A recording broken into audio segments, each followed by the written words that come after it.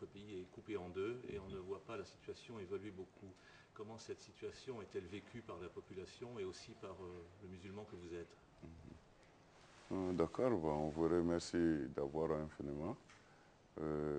Notre pays, vraiment, comme tu viens de dire tout à l'heure, on a fait beaucoup à notre niveau islamique. On a rassemblé beaucoup de politiciens et puis des militaires aussi. On a parlé. Même aujourd'hui même, c'est comme ça que j'ai quitté Kati.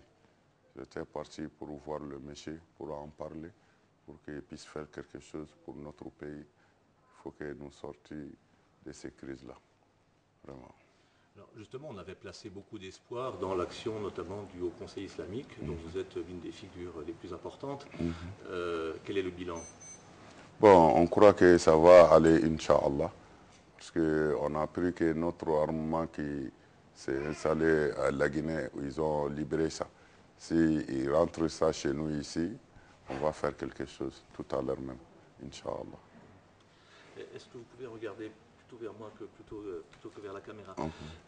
Vous avez eu des contacts avec les autres parties belligérantes, c'est-à-dire les différentes factions qui combattent dans l'autre camp, dans le nord, des contacts indirects ou directs, je ne sais pas, qu'est-ce que ça donne? Bon, moi, personnellement, je n'ai des contacts avec les gens qui sont au nord, parce que les gens qui sont au nord, c'est des salafistes. Nous sommes des soufis. Bon, vraiment, entre nous, il n'y a pas de contact. Mais je sais que notre président du Haut Conseil islamique, Mohamed Diko, a fait quelques déplacements pour aller voir les gens qui sont là-bas. Ils ont parlé, mais jusqu'à présent, en vain. On n'a pas trouvé vraiment de solution d'abord pour sortir de cette crise. Alors justement, comment le musulman, comment le théologien que vous êtes réagit par rapport à cette vision de l'islam qui est donnée par ces groupes du Nord?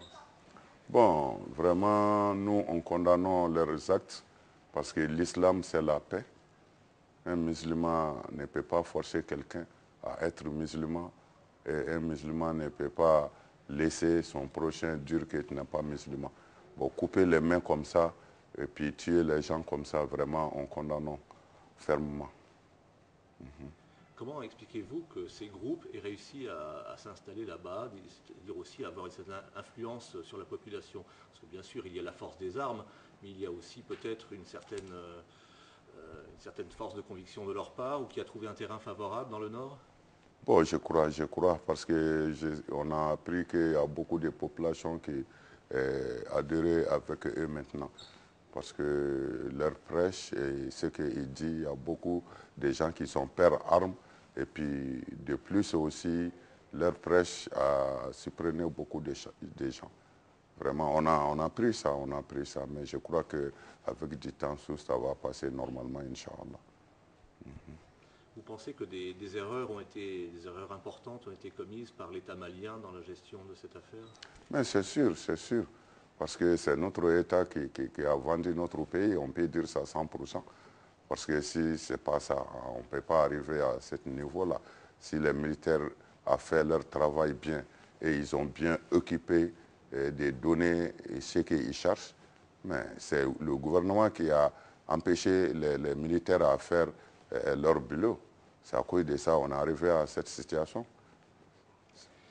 Quel écho, quelle écoute ces gens reçoivent-ils de la part de la population de Bamako, de la part de vos fidèles, de la part des musulmans du Mali? Parce que ce ne sont quand même pas des martiens, ou est-ce enfin, je veux dire, comment sont-ils perçus? Pardon?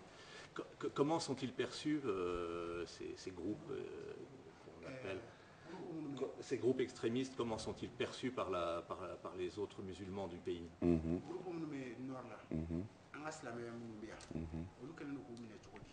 Oui, mais ça, je viens de dire tout à l'heure qu'on condamne leurs actes parce qu'ils sont des salafistes et puis c'est les gens qui sont venus ailleurs. Vous-même, vous les condamnez, ça je comprends très bien, mais est-ce que dans la population, est-ce qu'ils ne reçoivent pas un certain écho favorable de certains groupes qui sont un petit peu Ça déçus c'est par un tout l'islam petit traditionnel? groupe ici, hein, parce que les gens qui jouent avec eux là-bas, ça ne dépasse pas 15% au niveau des musulmans ici au Mali, au Bamako, au Mali totalement. Ça ne dépasse pas 15%. On les connaît aussi. On les connaît. Selon vous, à Bamako, il n'y a pas de terrain favorable pour un développement de l'islamisme extrémiste? Bon, il y en a, mais peut-être c'est tabou, mais sinon il y en a, on sait bien. Nous, au Bamako, ici, tout le monde connaît chacun. Voilà, on sait qu'est-ce que ça déroule, qu'est-ce que ça va terminer aussi. Je crois qu'on a fait toutes des statistiques et on connaît comment le terrain aujourd'hui. Et selon vous, ça ne se développe pas, il n'y a pas de danger de contagion? Bon, il y a du danger, mais quel que soit Alpha, on va combattre. On sait qu'il y a danger, mais Inch'Allah, on va combattre. Il y a une autre perspective qui se dessine, qui est celle d'une intervention militaire, notamment des pays de la CEDEAO, mais peut-être aussi appuyée par des puissances occidentales. Comment est-ce que vous percevez ça, vous? Comment est-ce que vous l'appréhendez? Oui, ben, il n'y a pas de problème.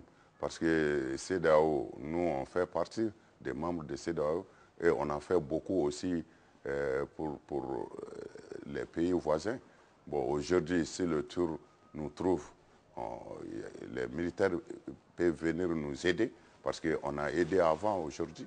Pourquoi pas? On est d'accord, mais on sait que notre militaire là, s'ils ont occupé avec ce qu'ils cherchent là, ils peuvent nous faire sans CEDEAO. Et alors, est-ce que vous êtes favorable ou pas à cette intervention étrangère? Bon, comment que ça soit, on est là pour la paix. On ne cherche pas que ça.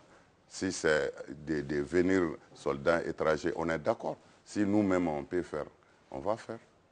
Y compris si les soldats ne sont pas tous africains, je pense par exemple à des interventions de pays de l'Union européenne qui interviendraient d'une façon Non, peut-être simplement logistique. on a besoin d'aide, que ça vienne de France ou Amérique, d'aide seulement, ou que ça vienne. Y compris militaires? Des militaires, oui, pourquoi pas. Y compris des forces combattantes? Vous l'accepteriez? Les gens qui viennent combattre chez nous ici. Non, mais je veux dire y compris des aides de forces, de soldats occidentaux, vous l'accepteriez sur le sol? Oui, mais on accepte. On a besoin de toute aide où ça vient. C'est ça que moi je te dis, on a besoin. Est-ce qu'il n'y a pas un danger que cette guerre finalement embrase l'ensemble du Mali à partir du moment où il y aura de nouveaux combats? Oui, bon, ça, on demande à bon Dieu de sauver notre pays de cette guerre. Mais on sait qu'au Mali, ici, il y a d'attendre et on est tous ensemble. On croit que ça va finir, Inch'Allah, en manière qu'on cherche.